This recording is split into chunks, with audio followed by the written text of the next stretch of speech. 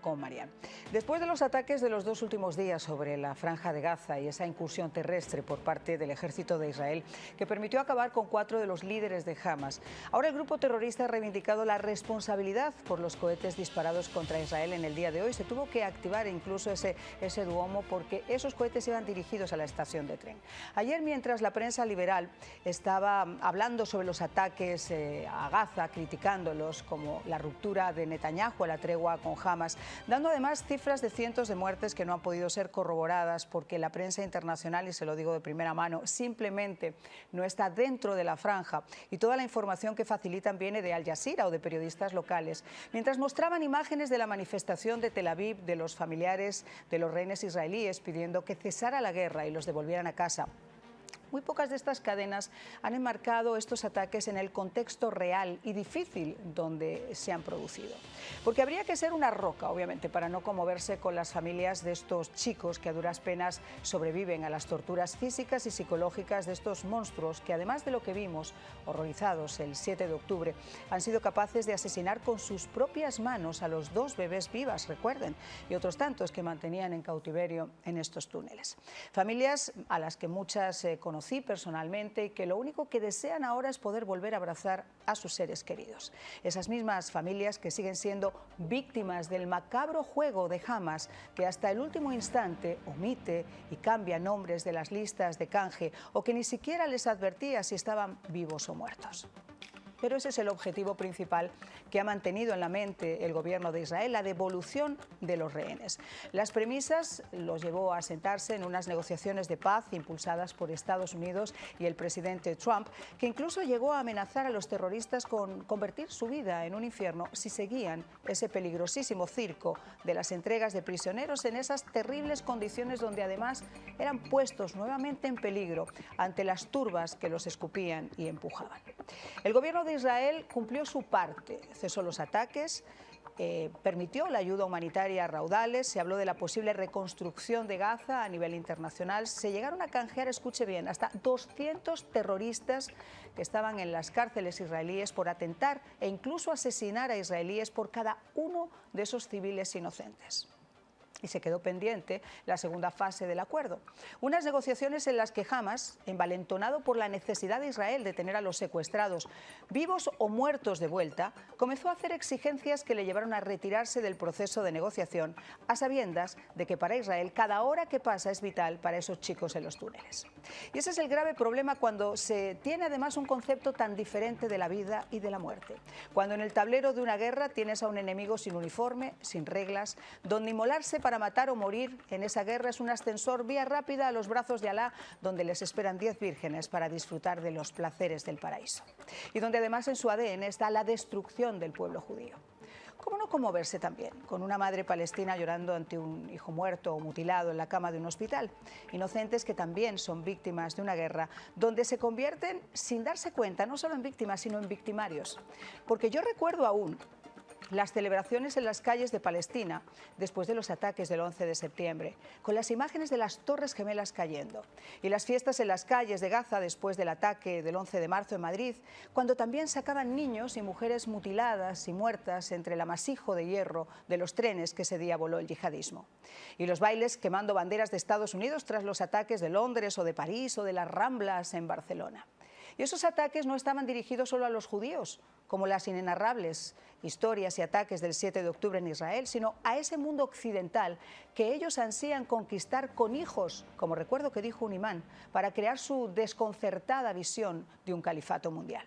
Así que quizá debemos estar claros con la desagradable realidad de que el pueblo palestino, donde ha entrado millones y millones de dólares de ayuda internacional, ha sido víctima de un gobierno Frankenstein, pero que ellos mismos han votado en unos cuestionados sufragios que no cuestionaron, convirtiéndose en colaboracionistas y en autores de los asesinatos más atroces y masivos de civiles inocentes por su permanente colaboración con estos grupos terroristas, que además en su mayoría consideran sus vanguardias empuñando un arma, escondiendo arsenales o rehenes o uniéndose a esas filas yihadistas donde defender una idea debe ser basada en imponer el terror. ¿De dónde han sacado las armas cada vez más sofisticadas? ¿Con qué y cómo han construido ese sistema de túneles? ¿De dónde salen los militantes que vuelven como enjambres a formar un ejército? Esa es la triste conclusión, donde la idea de que los pueblos son per se inocentes es per se una idea inocente. Comenzamos. Felices en el día de hoy de tener una invitada excepcional. Ella es periodista, es autora de bestsellers, acaba de escribir un libro que me conmovió muchísimo. Estuvo en la radio conmigo, le dije, tienes que venir al programa de televisión para compartir también con nuestra audiencia. Ha recibido el Premio Nacional de Periodismo, ha sido Mujer del Año del 2022 y conoce este tema del que estábamos hablando a la perfección. Estoy hablando de Silvia Cherem, que escribió este libro que se llama Por nuestras libertades, del que vamos a hablar precisamente en nuestro programa, enmarcado en eso que yo les comentaba al comienzo. Silvia, qué gusto tenerte con nosotros. Qué privilegio, Marian, porque pocas veces vemos a alguien que pueda decir las cosas con tanta claridad, con tanta convicción y con tanta certeza apegada a los hechos como lo has hecho. Te agradezco muchísimo, pero no es por un intercambio. El otro día que estuvimos conversando en la radio, estoy de acuerdo contigo en muchas de las cosas que dices. A veces ponernos de un lado se ha convertido en una tendencia, se ha convertido en una moda. No hacerlo te convierte en sionista, te pone en la parte contraria, cuando realmente en este momento lo que hace falta es una reflexión concreta de lo que está ocurriendo. Y eso es un polvorín al que yo le veo una difícil solución tal y como está establecido, y sobre todo cuando tú tienes a un grupo terrorista como Hamas llevando las riendas del pueblo palestino. Y es que lo dijiste clarísimo al terminar tu bloque inicial. Somos muy inocentes. Seguimos creyendo en que se trata de la libertad de expresión. A mí me dicen, bueno, que no se pueden sentar en una mesa y ya darse la mano. Te puedes sentar en una mesa con alguien que no pretende firmar ninguna paz contigo, sino aniquilarte, que te ve como un insecto al que hay que aplastar. Eso, somos muy inocentes y no nos estamos dando cuenta. El yihadismo islámico no va a tener freno con nadie y su objetivo es terminar con los valores de Occidente. Así surgió la Hermandad Musulmana en el 1928, en pleno mandato británico, y el objetivo se ha ido volviendo cada vez más insistente y claro. El objetivo es terminar con toda la influencia occidental e imponer un califato inclusive en las naciones árabes o musulmanas que no siguen esta línea extremista. El mundo musulmán no está unido, ni el mundo árabe, con esta visión de Irán. No se está defendiendo un pobre niño palestino que tira piedras, se está defendiendo un eje del mal con una maquinaria de propaganda como lo fue la maquinaria soviética en plena Guerra Fría, y como hoy todo ese aprendizaje se ha unido a partir de usar a la izquierda, de creer que están invocando derechos humanos, y lo que están haciendo es sumándose a una maquinaria de muerte que tiene a Irán, que tiene a China, que tiene a la Unión Soviética, a Corea del Norte, por intereses totalmente ajenos a los intereses de la libertad de Occidente. Lo que está en juego es eso, y no van a parar, porque no han parado. Si tú analizas, yo lo tengo en un capítulo del libro, si tú analizas los últimos 20 años de terrorismo, va increciendo, y en los lugares más insospechados, y el objetivo no son los judíos, el objetivo es Occidente. Lo hicieron en Siria ahorita. ¿Cuántos cristianos murieron? O mataron más bien. ¿Quién salió a las calles a protestar? ¿Qué está pasando? Que es lo que yo me preguntaba cuando yo escribía este libro. ¿Qué está pasando y por qué el mismo 7 de octubre? El mismo 7 de octubre ya había justificaciones de por qué se lo merecían. Esa barbarie, quemar niños, matar familias enteras, transmitirlo con cinismo desde el Facebook de las propias víctimas durante 48 horas, mirando a los ojos, creyendo que el otro no es nadie. Pero también aquí en Estados Unidos, en América Latina, ¿cómo es que se orquestó en Europa todas esas manifestaciones el mismo 7 de octubre? ¿Cómo es que la gente salía a las calles a defender esto? Y si no entendemos que llevaban 20 años alimentando al monstruo, pagando fortunas para meterlas en las universidades. Se dijo desde 4 o 5 años antes. Y qué extraño es que la correlación es directa entre el nivel de odio, antisemitismo y deseos de generar una intifada en Estados Unidos con aquellas universidades que recibieron, se dice que entre 4,000 y 6,000 millones de dólares de dinero sucio, que también provenía de Qatar. Claro, que Qatar ha jugado un juego muy perverso, muy doble, y en cuanto a medios de comunicación ni se diga, porque Al Jazeera es de Qatar. Claro, y fíjate, has tocado como digamos el monstruo completo, y es eso lo que al final del día estamos viendo, ¿no? Una combinación de factores entre todo eso que tú acabas de comentar. En primer lugar, vamos a ir desentrañando un poquito toda esta madeja. La gente dice, pobrecito pueblo palestino, no tienen dinero, el pueblo de Israel los está aniquilando, los han sacado de su territorio, los han puesto a vivir en la Franja de Gaza y además los limitan que puedan salir, los limitan que no tengan tal. Vamos a ir por partes. ¿Cuántos millones, Silvia, de dólares, miles de millones de dólares han pasado durante decenios por la Franja de Gaza para construir un hospital nuevo, para construir escuelas nuevas, para construir una hidroeléctrica, si es que dicen que no tienen agua ni tienen luz porque Israel se la quita? ¿Por qué no construirla dentro de la franja? ¿Por qué no haber hecho un avance hacia la gente que está ahí, hacia ese pueblo palestino que tanto lo necesita, con los miles de millones de dólares? ¿Dónde fueron a parar? 56 billones de dólares anuales. Desde que Hamás está en el poder en la Franja de Gaza. 2007. 2005, Israel se salió unilateralmente de ese territorio para darles la posibilidad de que tuvieran un espacio de paz y prosperidad. 2007 gana Hamás.